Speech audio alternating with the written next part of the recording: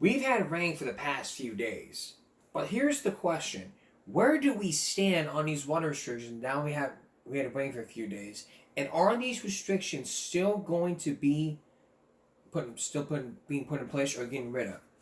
That's the focus on what's happening in Alice. Good evening and welcome to Give Me a Break. I'm Jonathan Carmody. Throughout the past couple of days, we've had rain, and now Alice is wondering: are we still going to have water restrictions? And where do we stand? The city manager of Alice, which you're about to meet, says there is a plan being put in place. But is it enough to either put the water restrictions back on, or is it just a little example of what will happen? Here's Melissa Trevino. A single rain event like this doesn't necessarily change where we are in our drought contingency plan or where we are as far as drought. Alice city manager tells me, I just got our pass-through today report from Lake Corpus Christi, and it did go up to 80.7 feet.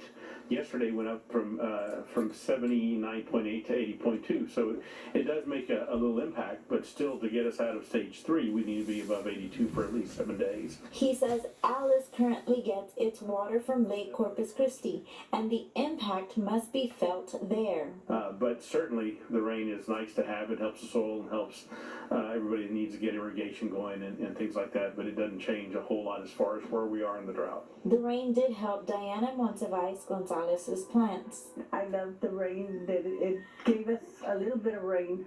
Gonzalez tells me she uses a bucket or bottled water to water her plants. She understands the importance of following all water restrictions.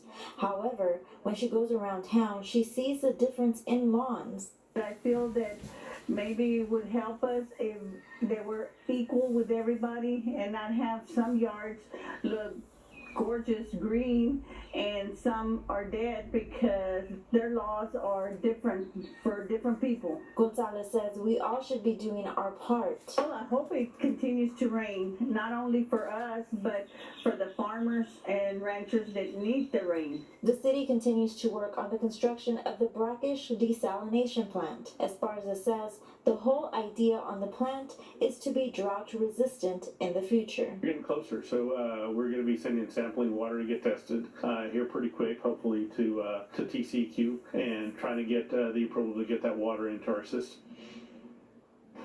The Alice city manager says officials will review the drought contingency plan in a few months. For now, he continues to urge everyone to follow all water restrictions in place.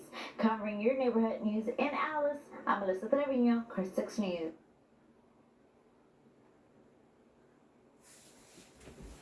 And now what? Some who live on the island tell me they've seen an increase. All right. Now that we focus on Alice, let's talk about the flood insurance. What is it, and how can it affect the island? Well, if you live on the island, you might have some flood insurance. That will be your weapon sommelier for this evening. But what does it mean for the whole island? It couldn't help you out. Here's Aaron Holly. What's behind the rise in costs for flood insurance? Flooding. My flood insurance went up about $360, which was close to 31% from the year before. Is something that could happen at any time on Padre Island. So FEMA and the National Flood Insurance Program reinstituted or changed their way they're doing their rating system a couple of years back. But some neighbors, like Donald Hoy, are not too happy with their flood insurance bills this year. I want to say last year we actually had a little bit of a reduction. But this year, yeah, they all went up. The insurances are just getting crazy out here. I spoke with Stephanie Hesh, the owner of the Blue Eagle Insurance Group on the island, to find out what's behind the increases. For those who had flood insurance prior to the change in that rating system, if there's a difference in cost and premium between what they previously had and how the new rating system rates their property, the cost difference in that space gets depreciated over time. So basically, every year homeowners will gradually pay off the difference in price from their old flood insurance premium to their new one. Did it catch you off guard when you got your insurance bill this year and saw it go up 31%?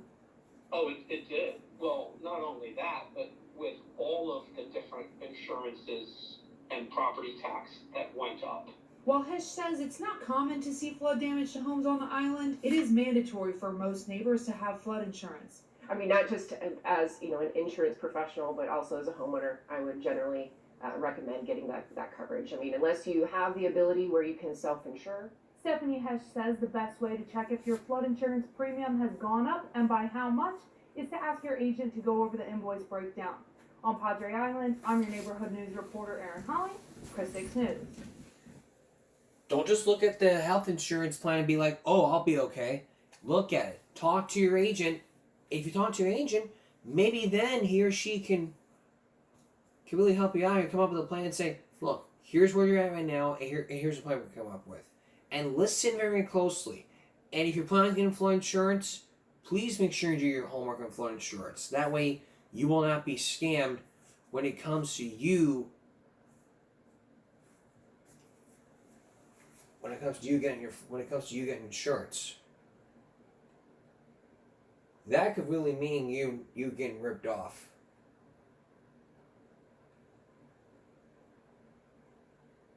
And even then, you know, we would have been right. We would have been right where we are. Coming up, con artists. Coming up, a story about con artists, especially one who agreed to give his first ever interview. Please stay with us. Would you ever imagine being on a school newspaper as a college professor for doing something right or doing something wrong? Then they found out that you're the one that did it, and then you become a target. That's what happened years ago in New Hampshire as a professor was being targeted by a student newspaper. In that 2020 story, which you'll see tonight, it involves a protest and a professor. Did he go too far to get targeted, or did he take it upon himself to be the target in that paper? You may hear some mixed opinions from the students and administrators. Here's Bob Brown. What touched off this demonstration at Dartmouth College was a quote from Adolf Hitler, where a credo from Teddy Roosevelt should have been, on the masthead of a conservative off-campus newspaper called the Dartmouth Review. The quote, "By warding off the Jews, I am fighting for the Lord's work," appeared in the Review on the eve of Judaism's holiest day, Yom Kippur. We are also faced with a situation where the outside world has become accustomed to judging Dartmouth as a place where bigotry and intolerance and harassment are integral to its daily life. Members of the Review staff quickly apologized for the quote's appearance. We repudiate the slur. We're very They sorry. implied that it may have been an act of computer sabotage against the paper by liberal enemies and vowed to track down the perpetrators. Kevin Pritchett is editor-in-chief. The quote that was stuck into our newspaper. This is not what the Review believes. Do you think you know who did it? Well, that's what the investigation is going to do. But investigating truth can be a frustrating task sometimes on the Dartmouth campus, because the Hitler incident is only the latest in a series of conflicts that have occurred over what has been published in the Dartmouth Review. It has become a symbol and a target of ideological warfare at this Ivy League university, with a reputation its opponents say is sexist, homophobic, and racist, despite the fact that its current editor is black. Review staffers have been involved in several conflicts, such as a 1986 attack with sledgehammers on shanties that had been erected on campus to protest apartheid. The Review operates with the support of such nationally prominent conservatives as William Simon, Patrick Buchanan, and William F. Buckley. And judging by the reactions, it has a power to provoke on campus that far exceeds the size of its staff of around 24. Because of those highly public agitations here, the image of Dartmouth as an educational institution has also, inevitably, been hung out to dry in an abundance of heat and a virtual absence of light.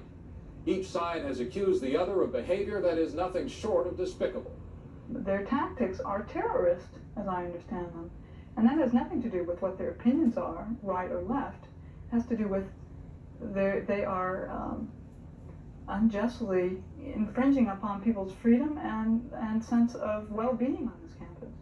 Assistant philosophy professor Sally Sedgwick, attacked by the review as one of the worst professors on campus, says she was hounded after bringing a review staff member up for disciplinary action for failing to cite sources in a paper he wrote. The review claims the student was unfairly targeted because of his political views. What we're saying is this, that you have to avoid certain parts of the college if you want to learn anything. But like I said, there's this pile of trash out there, and it stinks. And you include some of the teaching staff at Dartmouth? Yeah. In that characterization? Yes. The people in the music department know how competent I actually am. Best known among the faculty members attacked by the paper was Bill Cole, a PhD who was a tenured music professor. With articles that began in 1983, Cole was regularly assailed, often belittled personally. He was described as looking like a used Brillo pad, called worst professor on campus, portrayed as Super Bongo in a cartoon describing him with another professor as a dynamic duo of mediocrity. A secretly made recording of one of his lectures was published as a partial transcript, and the paper's account was scathing. In that transcript, this guy strutting around class, saying obscenities, talking about the sizes of cockroaches after nuclear war. I mean, what does that have to do with American music and the oral tradition? Well, they had said you used foul language in class. What does that mean? Most people, if you gave them 2 lists of words, they could pick out the ones that they felt were offensive. I've always had a hard time understanding that, what they've meant by that foul language. I mean, I think they've used foul language against me. I taught about the things that they didn't want people to hear about. Talked about slavery, about racism, about the plight of Native American people. Now they would say, how is that pertinent to music? To me, the music has always been inseparable from the lifestyle of the people. I taught music, but in the context of the people who make this music happen. Among his peers, Cole was highly regarded. A former music department chairman wrote that general student evaluations of Cole were overwhelmingly positive, and that snippets of one lecture had been taken out of context by the review.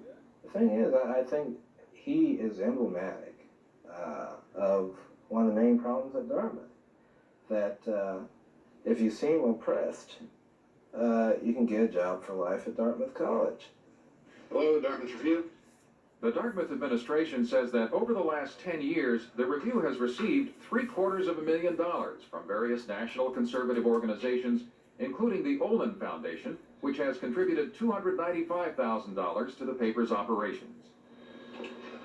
Bill Cole has a national reputation as well. He achieved success through years of working his way through school in Pittsburgh, earning a doctorate at Wesleyan, rising to chair the Dartmouth Music Department and lead the development of its undergraduate curriculum.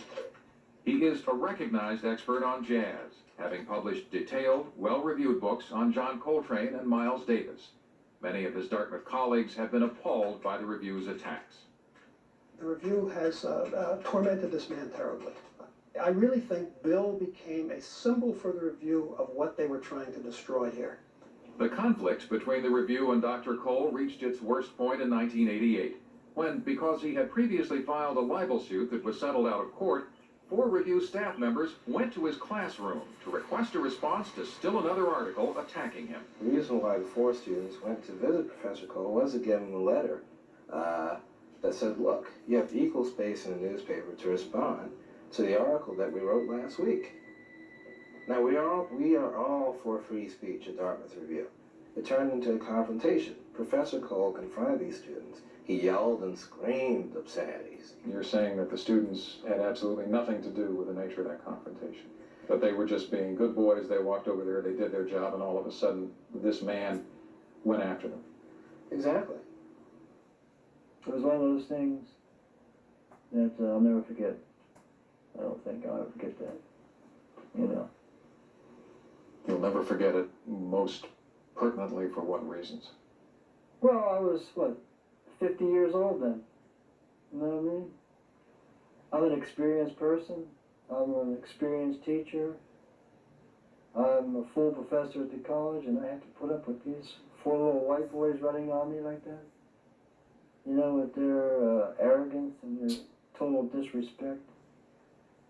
No. And where I grew up, you know, I was taught not to take that kind of stuff. In August of this year, Dr. Cole announced that he had resigned from Dartmouth, saying he would devote himself to a nonprofit organization designed to promote the works of people of color, and to writing 3 more books, one of which will be about his experiences at Dartmouth. For his resignation, he does not place all the blame on the Dartmouth Review. I had to resign because my effectiveness as a teacher at Dartmouth came to an end. It was totally compromised. It was compromised not only by the Dartmouth Review, but it was compromised by a lack of support on the part of the administration. The Review published one final attack on Cole, an in memoriam. Well, you took a shot at him when he left. Yeah. There, in memoriam, Right. it said, "Say goodbye to the clown." Yeah. Sayonara, baby. I mean, the guy, you know, is a discredit to Dartmouth College. I worked extremely hard to do what I was doing at Dartmouth College, and before that, Amherst College. And so I hope people can understand the amount of time invested, that I invested, and that people invested in me so that I could be a teacher. And that I hope that people can see that something went astray here. Something happened. Something happened to me.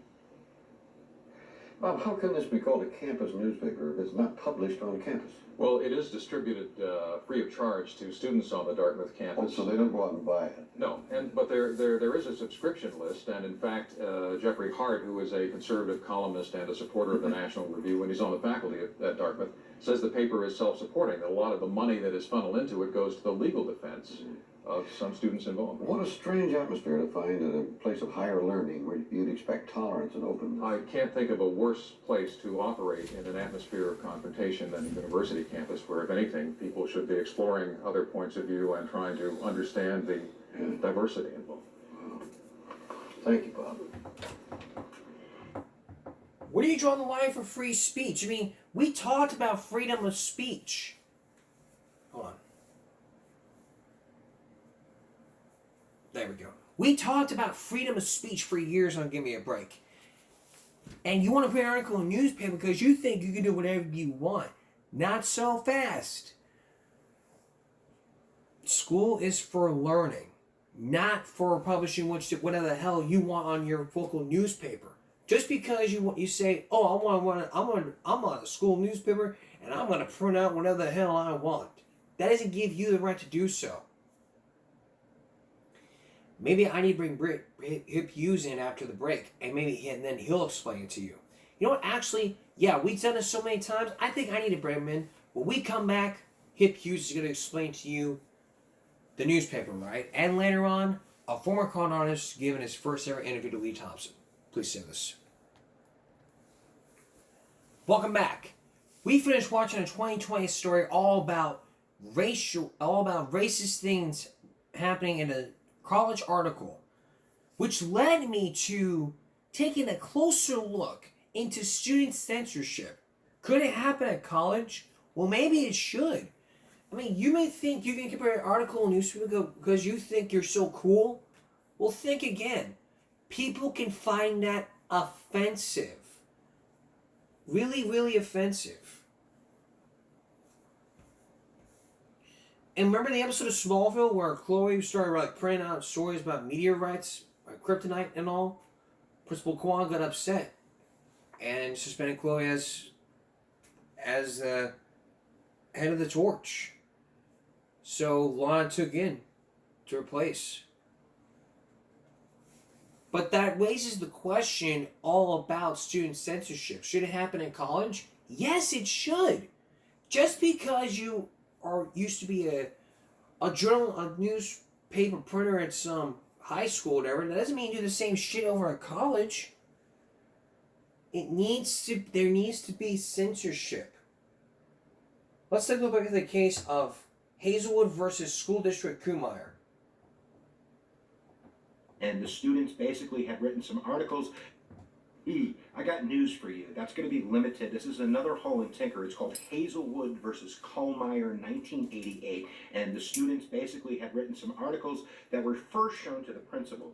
And one of the articles was on divorce, another one was on teen pregnancy. They were interviewing students, keeping their names anonymous, but the principal was like, I don't think this is a good idea. You're not going to print that. They go all the way to the Supreme Court saying that, if we don't have this freedom of press right in school, how are we going to live it when we get out of school? And the court says, no, school is for learning, and schools have to have the ability to have what's called prior restraint, which means you're going to have maybe more limitations on your freedom of expression when it comes to press and school, because that's not really why you're there. You're there to create a learning environment, and if the school believes it's getting in the way of some kind of pedagogical purpose, then it has the ability to do that. So watch what you print in the newspaper, because you might be going down. It's like that, why is there no prior restraint in colleges? Maybe college bursts don't want to touch that with a 60-fucking-foot pole. Nah, they don't want to touch that. It contains COVID cooties. If I saw one of those articles that we saw on 2020 and they printed it out at Texas A&M University and I was walking around campus, who wrote this article? You did? This is me with the paper.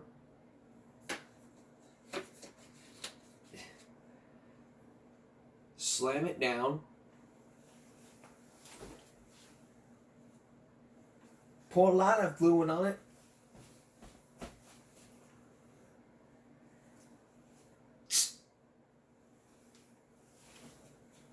Burn, bitch, burn! Right in front of the students.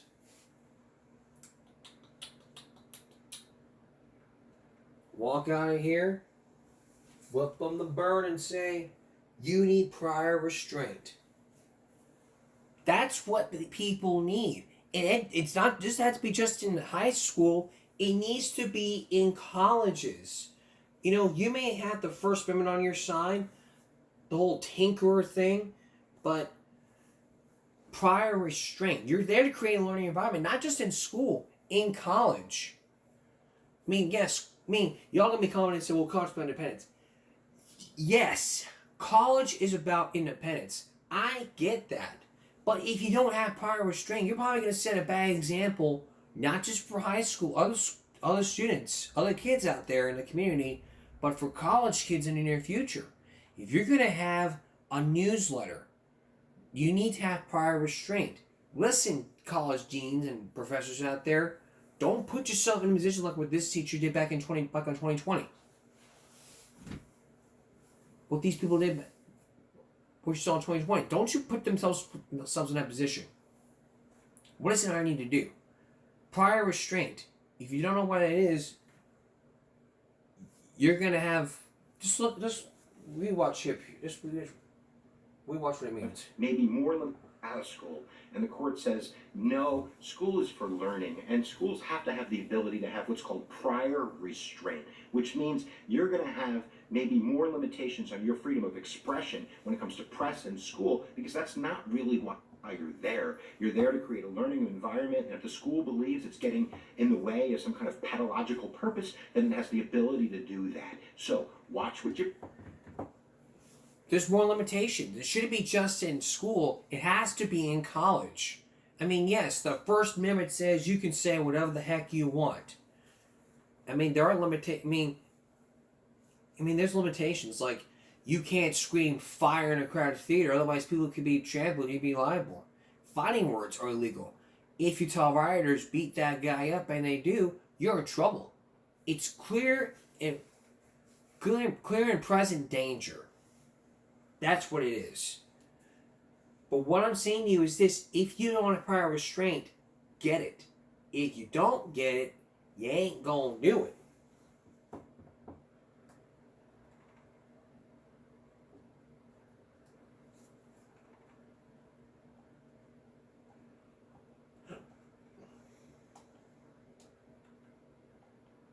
Hazelwood versus Kohlmeyer in 1988 was a case that involved a free speech claim by student newspaper editors.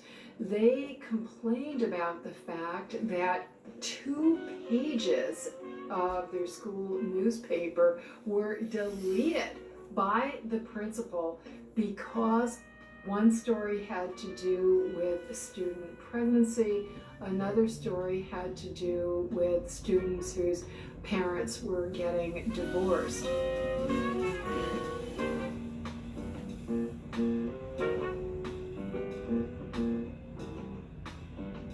The Hazelwood case came on the heels of the Tinker case, which had set a general speech protective standard for student free speech. So the student newspaper editors argued in Hazelwood that the principal was not justified in suppressing the stories in the student newspaper because those stories did not cause a material or substantial disruption of the educational process or interfere with the rights of other students. This school newspaper should have been viewed as what the courts call a limited public forum for student speech.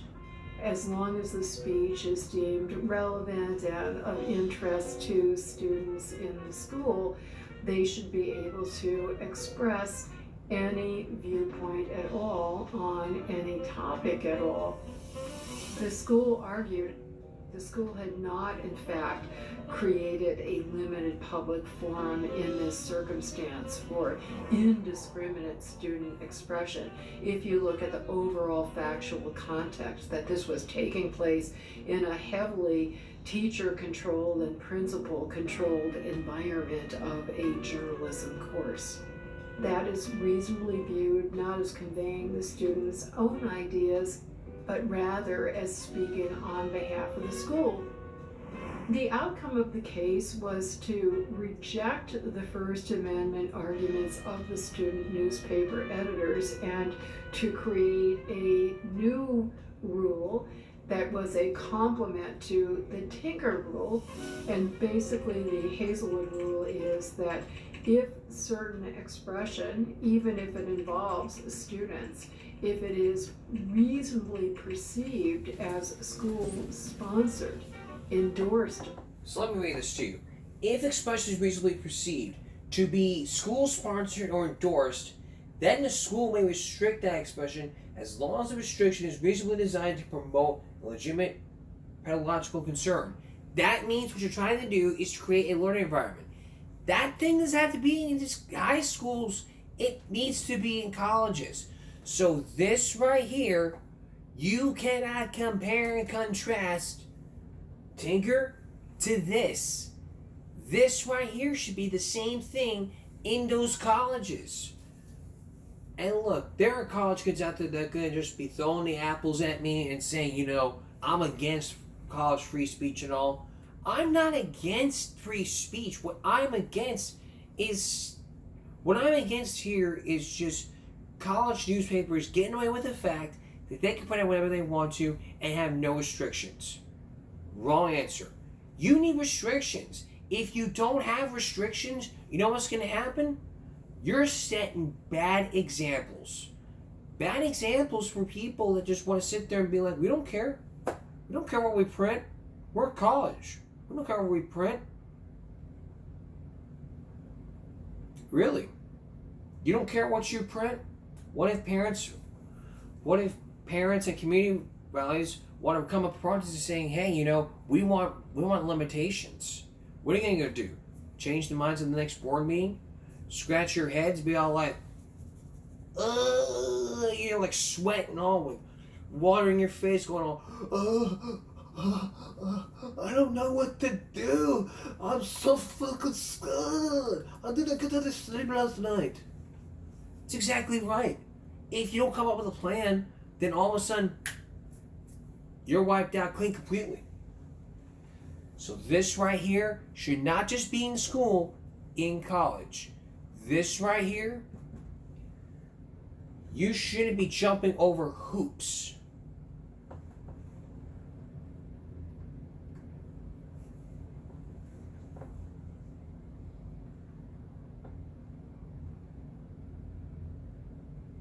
Yes, the First Amendment says you have the right to say whatever you want, but there's limitations. There's limitations to where you cannot scream fire in a crowded theater. It's not okay to scream fire in a crowded theater. Fire!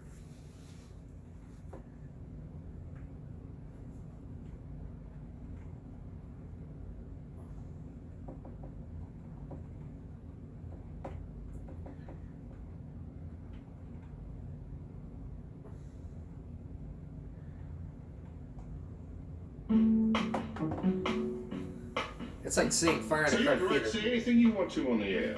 God bless the First Amendment. Yeah, but free speech does have its limits. I mean, you can't yell fire in a crowded theater. You know, every time there's a free speech case in the Supreme Court or an issue in the media, people resort immediately to these catchphrases. So when you bring up the First Amendment element here, there are limits that are placed on speech, certain things you cannot say in crowded places. Well, of course not all speech is protected, but saying that doesn't tell you anything. That's like if I shot somebody and the police came and I said, well, there's some circumstances under which I'm allowed to shoot people. That's not really responsive. It doesn't go to the issue of, well, how about this time?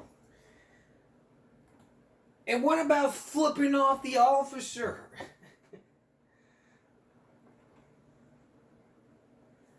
Pulled over for flipping off police officer.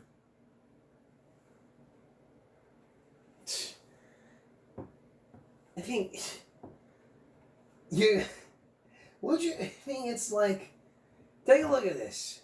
Nobody likes seeing flashing.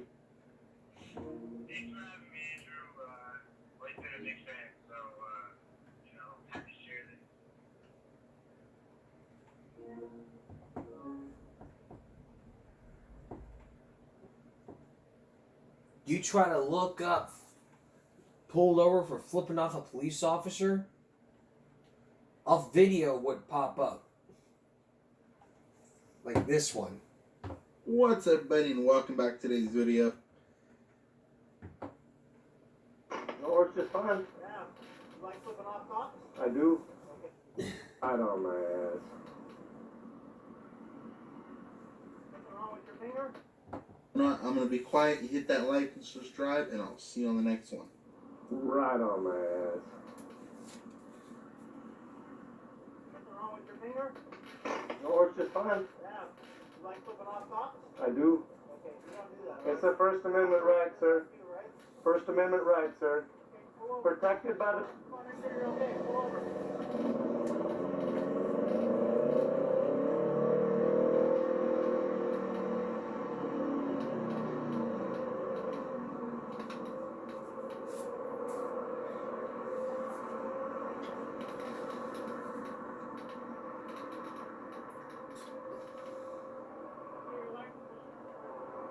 I'm going to reach into my backpack and produce that for you.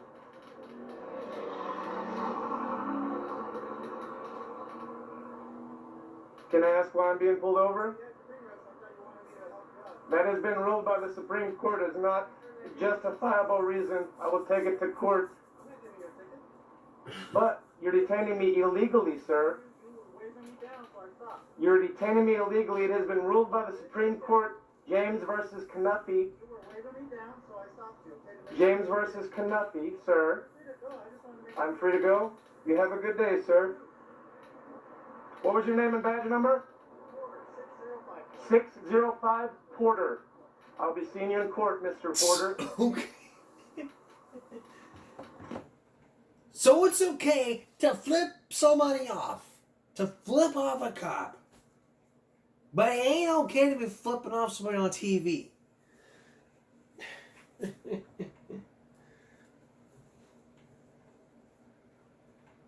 mean,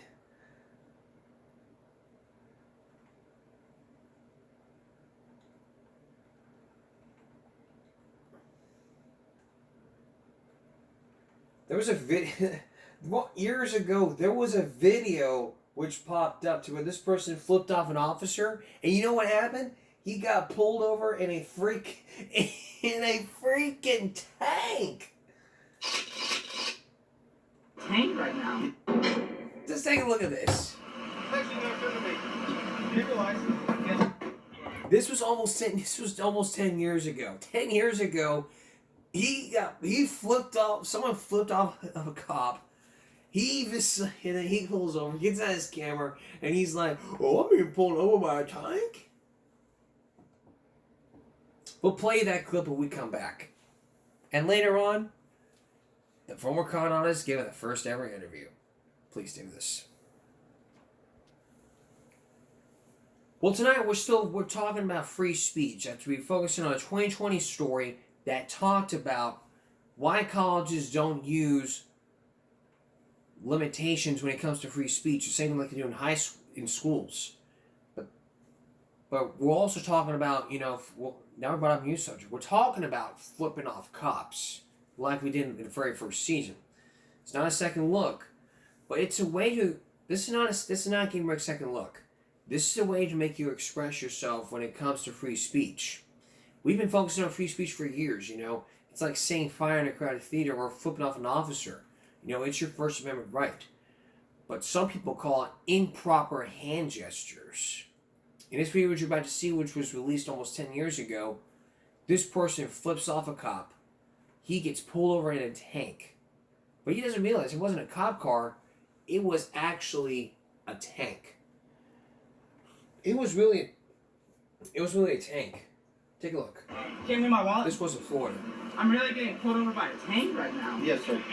The Supreme Court actually ruled that you're legally allowed to flick off police officers. Okay. That's not what we're talking about. What we're talking about. Do you have your license? Who's on it? Signal 10? Not this? Okay. You got my wallet? Step back here between the headlights, please. Wow. You don't have to show me your ID. Yes, she does. Come over here. Stand right here between the headlights, please. Mr. Jewell, we don't stand between the headlights. I'm getting stand between the headlights where I told you to. If I have to ask you again, you will be put in handcuffs and arrested for resisting. Do you understand me? Look at me. Do you understand? I will comply. Thank you. Sir.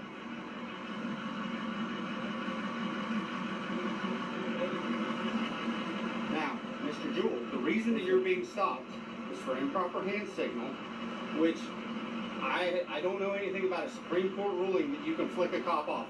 What I do know about that extending your arm out the driver's side window of a vehicle and flicking somebody off is an improper hand signal. There are legitimate hand signals to use. I wasn't trying to stop. Yes, sir. I'm not done. Okay. There's legitimate hand signals to use when you're driving. Yes, sir. That's fine. All right. Yes, sir. That's why you're being stopped. The other reason that you're being stopped is because it appeared that the young lady was giving you fellatio while you were driving. So we're going to investigate that, and we're going to address these issues. And if it's not an issue, then we'll be on our way.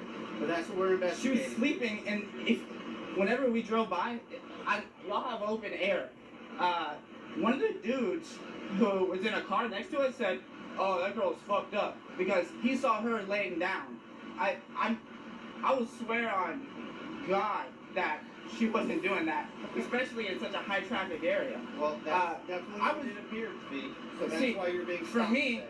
I was recently on the ballot for city commission here in Gainesville, and I was surprised because I thought this was a safe community, that we needed tanks to drive down our streets. I thought that we basically, I thought this was a safe community. I didn't know we were in Iraq. I'm a Navy veteran, by the way. So that's why I was so surprised to see a tank drive down my own neighborhood street. That's my big issue. I don't think a tank should be driving down my neighborhood street.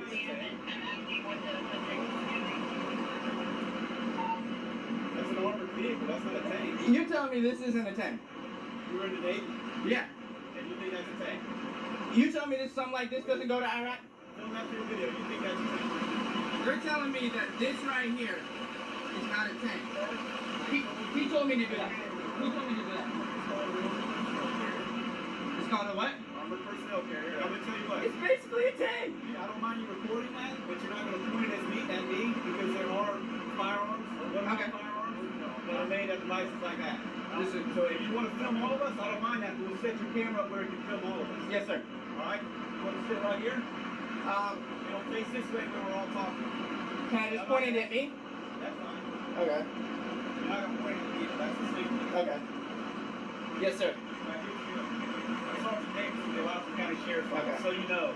Left hand out the window while you're operating a motor vehicle on a public roadway, particularly with your middle finger up in the air, directed at anybody, that's considered an improper hand signal. Hey, you're not going to be cited for that, but you're all going to be issued a warning. When you're driving a motor vehicle on a public roadway, what do you need to be focused on? The road. All right, which is straight ahead of you, right? Yes, sir. Not off to your side with one hand on the wheel and your other hand out the window. Yes, sir. Focusing on over here. That's unsafe driving habit. Would you agree? Yes. Yes. The answer is yes. It's also not good for a female passenger to have her head in your lap. Whether you say she's asleep, she says she's asleep, whatever it is, for everybody in this vehicle, it looked like something else. It looked like a sexual act on a public roadway occurring on a driver who's operating a motor vehicle. Does that make sense? It doesn't. That's the part that honestly makes the least amount of sense to me, because that's so clearly what was not happening. She was still not moving, and I can understand how her laying there could be perceived as unsafe, but the implication How of is that passenger supposed to be seatbelted into the front seat? She was seatbelted. I'm asking you how she's supposed to be seated in the front seat. Oh, upright possibly. The seat appears as if it's designed to be for the rider to sit upright. There you go, you're on the right track. Here's what's going to happen. Picking up what you're throwing. The report's going to be pulled by ASO that states that you were stopped for the following reasons. A, improper driving issues. Yes, sir. Keeping your hand out the window, one hand on the wheel, looking opposite direction while you're going this way. Yes, sir. On a heavily congested roadway, right after a Gator football game. Okay. All right? Do you have any other questions that I can answer for you? No, sir. It's also going to be documented that it appeared you were in the middle of a sexual act. However, we're not filing charges on that, but that is part of the reason you were stopped, because that's what it looked like to everybody in this vehicle. Okay. All right? Any questions? No, sir. All right. You have a good day, man. Bring your stuff back. I'm doing. So he got pulled over by a freaking tank. But justifying him being flipping off somebody, it shouldn't be illegal. Right? Is it legal to flip off the cop? Hey. You can, but it doesn't mean you should do it. Hey, who do you think you are, law-abiding Mike? Hey, it's protected by the First Amendment. I know, but it hurt my feelings. I'm sorry, I didn't see it that way. Is there anything I can do to help? Can I still arrest you and bring you to the station? It makes me feel better. Is it legal to flip off the cop? Yes, you can. It's legal, yes, but that's improper hand gestures. This. This.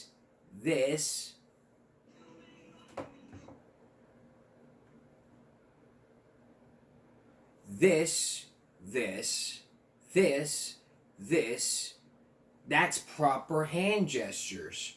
This, that's improper hand gestures. Your hands need to be 2, 10, and 2 like a clock. Not 12, or not 10, not 12 with your arm out the window like you're chilling with your homies. No, your 2 hands need to be on the wheel when you're driving. That's the way it is. Look, you may just believe me and say, well, I don't care. I drive like, it's like this drivers drive like their fucking dad owns the road. It's like, I own this road, not you. You don't pay your taxes. Drive my road safe. Alrighty. Well, you heard the news. I've seen it shared on Facebook. If you heard the news, it's now been almost 30 years since the death of Selena Quintanilla. Now there is some great news.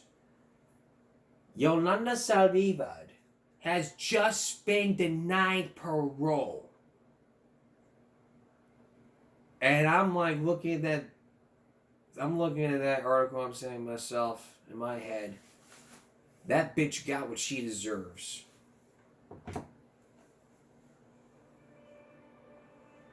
Let's get you home. The killer of Latin singing legend Selena has just been denied parole. Selena's family says in a statement, "This decision reaffirms that justice continues to stand for the beautiful life that was taken from us and from millions of fans around the world far too soon." It's been 30 years since Selena was gunned down in Texas by the president of her fan club. Her shocking slaying led to an outpouring of grief. A jury found Yolanda Saldivar guilty of first-degree murder. Now, 64-year-old Saldivar still insists the shooting was an accident when Selena confronted her about stealing money. I didn't know how to operate a gun. I've never had one. And so I just clicked it. I said, what do you want me to do? What is the last thing y'all want me to do? What is the last thing your family wants me to do? Want me to kill myself? Because I'll just do it. I got the gun in. And she said, no, Yolanda. And she went to the door. And when she went to the door, I said, don't close the door, and pow. The parole board had denied the request for parole. The criminal justice system worked the way it's supposed to. Selena's legacy lives on. In 1997, a then unknown Jennifer Lopez starred in Selena. The film catapulted J-Lo to fame, and Selena Gomez was named after the iconic singer. Now, as Selena's killer remains behind bars, her family wants everyone to continue to celebrate Selena's life. Exactly.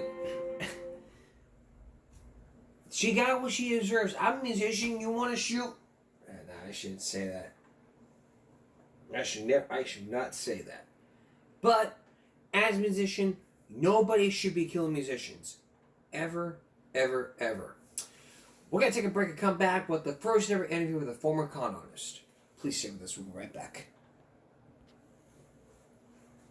Over the past years on Give Me a Break, we focused in on scams that can involve from houses to even wasting your money. But would you like to? How would you feel about coming face to face with a con artist? Well, there's a con artist out there who like to meet you. We all like to think we've been swindled, but have you ever wondered what it feels like to be swindled? Tonight we're going to show you what it can mean. From a former con artist, and for the very first time, this con artist, which you'll meet tonight, is giving his very first in-depth interview. Here's Lee Thompson. Excuse me, sir. Detective Searles, could you please step to the side, please?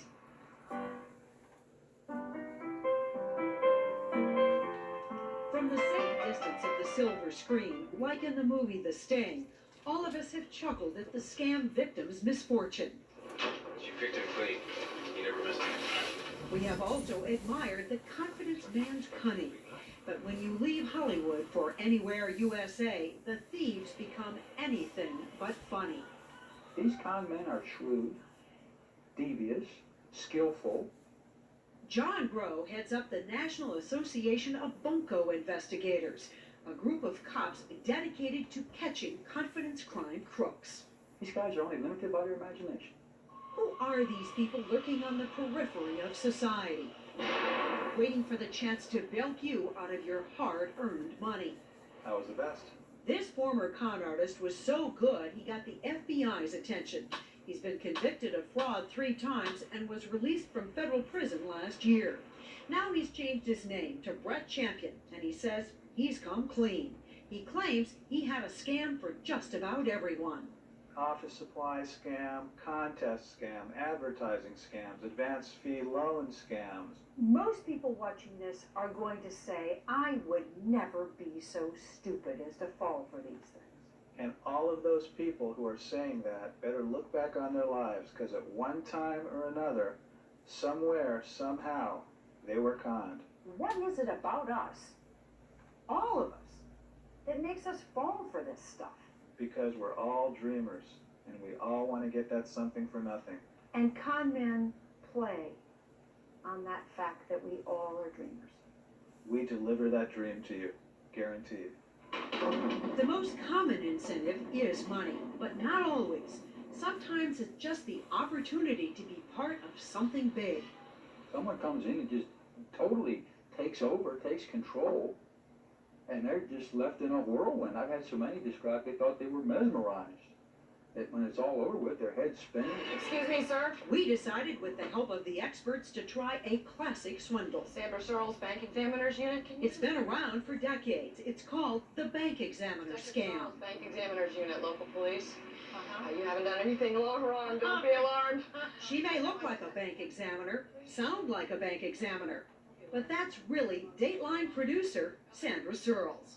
We're actually operating surveillance today to try to catch a counterfeiting ring. I don't know if you've heard about the counterfeiting ring, but we now have reason. That's the setup. She tells him a bank employee may be a criminal, part of a counterfeiting scheme. But we now have good reason to believe, actually, that one of the tellers in this bank is actually helping pass bad bills to innocent customers.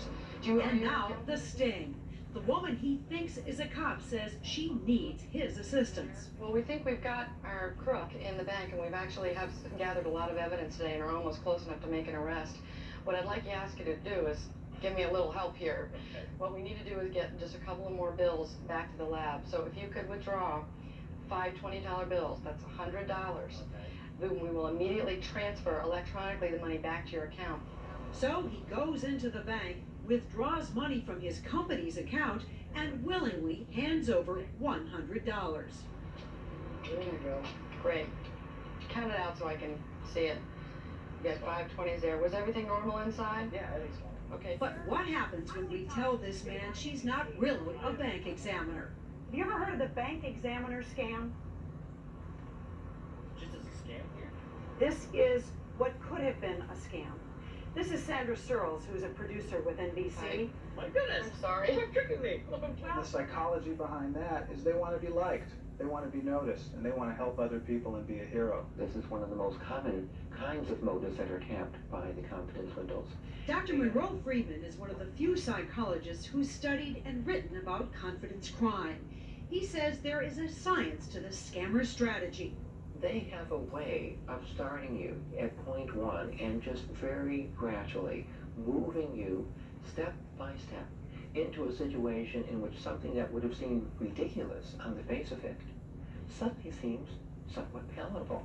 The con artist does this in part by exuding confidence. The idea is to gain the mark's confidence. That's why they're called con games. Detective Searles, Bank Examiner's Office, could you step to the side here, please? You have to think in your mind, I'm going to get that money. I know I can do it. Scammers have to add to the confidence a healthy dose of charm because people trust those they like. Really nice of you to help out. I know it's a little odd. Yeah. Can I You see have the to money? be very, very likable because you're really selling yourself. Our Dateline producer, Sandra Searles, smiled. She made eye contact. She touched, befriended. What was it about Sandra that made you trust her? The way she looked at me, the way she was talking to me, and I don't know, I just trust her. No, I don't know why, but I did. But not every mark is so trusting. And former conman Brett Champion says that's something for which conmen have to be prepared. Yep. Every single question, every single thing that comes up, you have to have an answer, and it has to be a good answer, and it has to be a quick answer. Brett Champion's advice paid off when we faced this tough customer. Everything will be kosher, okay? All right, so I'm going to have everything. I'm going to have your badge number. I'm going to have Absolutely. for my protection. That's right, and that's a good question. I'm glad you asked that. You'll have my badge number. I'll give you my card. Okay. Okay? All right. Thank you, ma'am. We'll be right here. Good luck. This is the riskiest part of the con game because when the mark leaves the scene, she might confer with others. So Sandra tells her, don't talk to anyone. Now, there's one other thing I just need to make sure that you understand. The people inside the bank, for obvious reasons, don't know that we're here. So when you go in, you just need to act normally. Okay, it looks like we got a hit. Stand by. She fell for it. You have just been conned by one of the oldest games in the book. Sandra was acting. Oh, you're kidding me.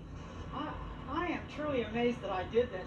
As was everyone else involved in our demonstration. In fact, no one wanted to admit to us or themselves they did it. Did you know that you just got conned by one of the oldest games in the book? I wasn't there? Right there. We picked 5 people in their bank parking lots for our con game demonstration.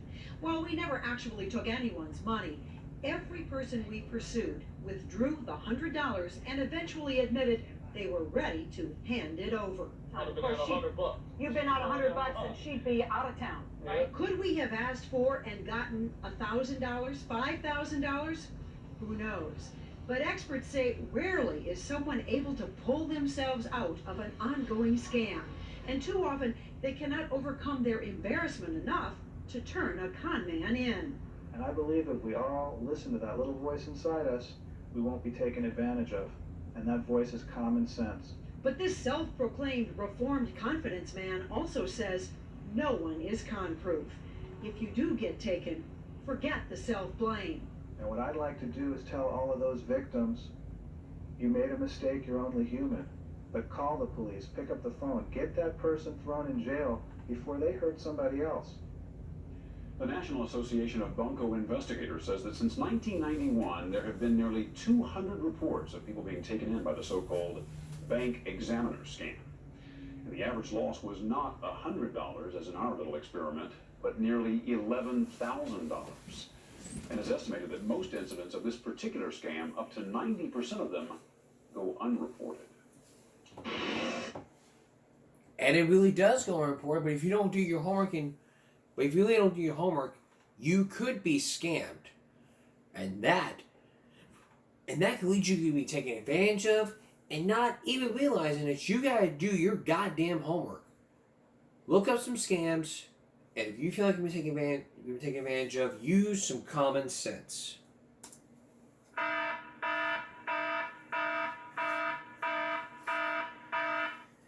And always, always do your homework. We're going to take a break. We'll be right back. There's an old saying, there's an old myth that we all heard about when we were growing up as kids. If you step on a crack, you break your mama's back. You ever had that happen to you? Would you ever believe if you stepped on a crack, you would actually break your mom's back? Well, on tonight's survival break, that could be... We're going to show you how it can happen if you decide to step on a crack. And believe me, there's a lot of videos. Oh, wow. That was a close one. You know what they say, step on a crack, break your mother's back. Can I get the new iPhone? No. You're not listening. Hello? You're grounded, remember? You're grounded.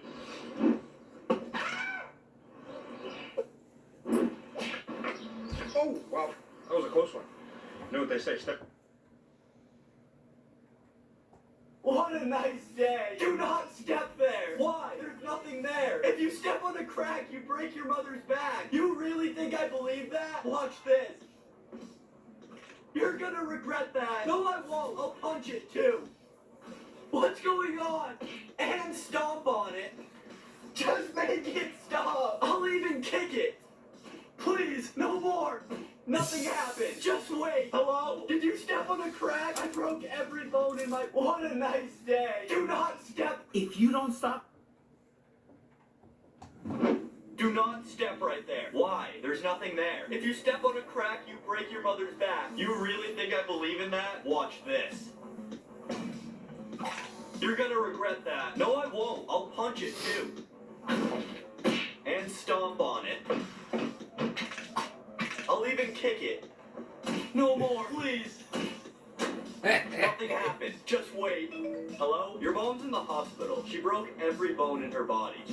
I told you, do not...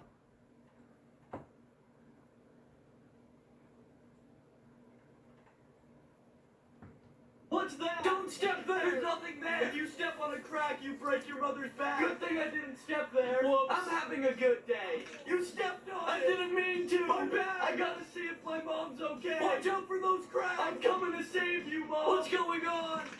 You're stepping on so many cracks! They're everywhere! Are you okay? Call the doctor! I'm in so much pain! Is she okay, doctor? She broke every bone in her body! How did that happen? Did you step on any cracks today? Why would you think that? Stop stepping on that! What's that? Don't step there! There's nothing there! Step on a crack and break your mama's back. Oh, my back! Mom! Oh, I shouldn't do that anymore. Step on a line and break your father's spine. Oh, my spine! Oh, my spine! Step on a crack and break your mama's back. Oh, my back! You just broke your mother's back!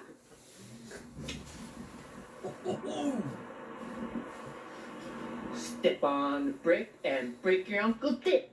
Step on a crack and break your mama's back. Oh, my back! You just broke your mother's back!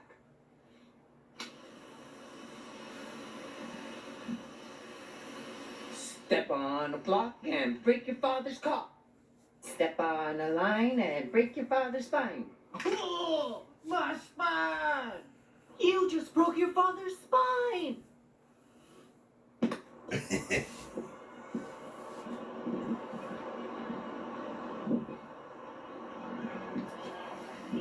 Step on a rock and break your mother's car. Step on a crack and break your mama's back. Oh, my back! You just broke your mother's back! I'm gonna have to call your father and tell him what you've done. Step on a brick and break your uncle's dick. Step on a crack and break your mama's back. Oh, my back! Jack, be careful! You just broke your mother's back! Step on a line and break your father's spine. Oh, my spine! Oh, my spine! Step on the road and break your mama's bones. Oh, my bones! You just broke your mother's bones!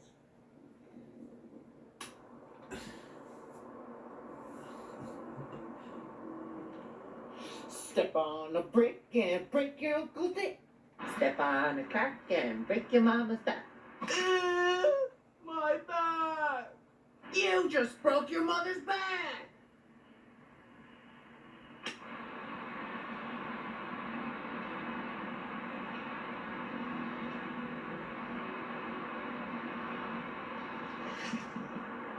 Step on a sock and break your father's car. Step on a crack and break your mama's back. Oh, my back! Oh, you just broke Mom's back!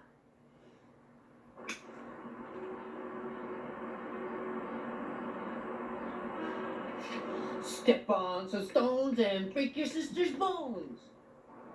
Break your sister's what? Step on some stones and break your sister's.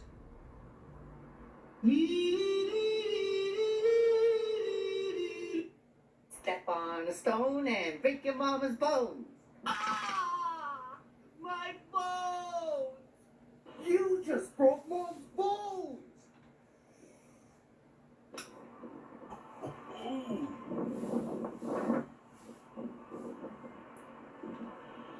Step on a brick and break your brother's dick. Step on a crack and break your mama's back. Good heavens, my back! Woo! How could you do that to your own mother? Be careful of where you step. You can't tell me where to step. I'll step wherever I want. Step on a crack and break your mama's back. Oh, have mercy! Step on a crack and break your mama's back. Oh, my poor sacrum! Step on a brick and break your husband's dick. Sunlight is a powerful thing. Pets know, and so does Purina. That's why 100% of Purina's power comes from solar and wind investments. Step on a crack and break your mama's back. Oh, my back! Hey, you just broke your mother's back! You ungrateful little kid!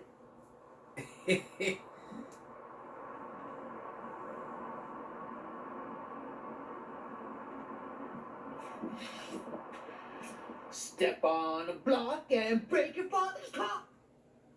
Wow. Step on a crack and... And that's why you should never step on a crack. It may be a myth, but hey, who knows? Coming up on Give 'em Break Saturday, our second look into free speech. We talked about it earlier tonight. What that led me was our Give Me a Break second look. What that led me to talk about was something we talked about last season. We focused in on free speech in our schools. We also focused in on what's happening to free speech.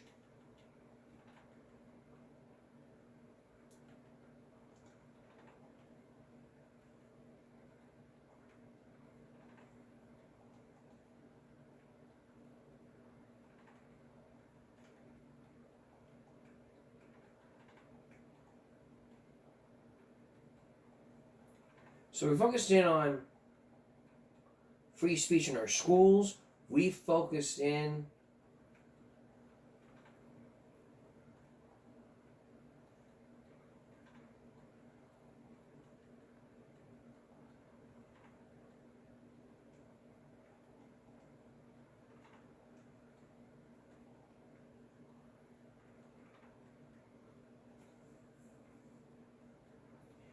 focused on free speech in our schools. We focused in on why you can't say fire in a crowded theater. We focused in on why it's legal to flip off police officers under the First Amendment. But here's a preview. Here's a preview for our second look, and I think you might find it interesting. Learn the new rules for the office. No nice eyes? That's right, John. No more compliments. And the new rules in school. This teacher was fired for allowing uncensored discussions. These words were uttered in a maritime college classroom? Yeah. And speakers with unpopular views are shouted down and driven off. Who are you to decide for everybody? But should anything go? Even books that can give anyone the know-how to blow up a building? That's a fun book. Setting off explosives can be very recreational.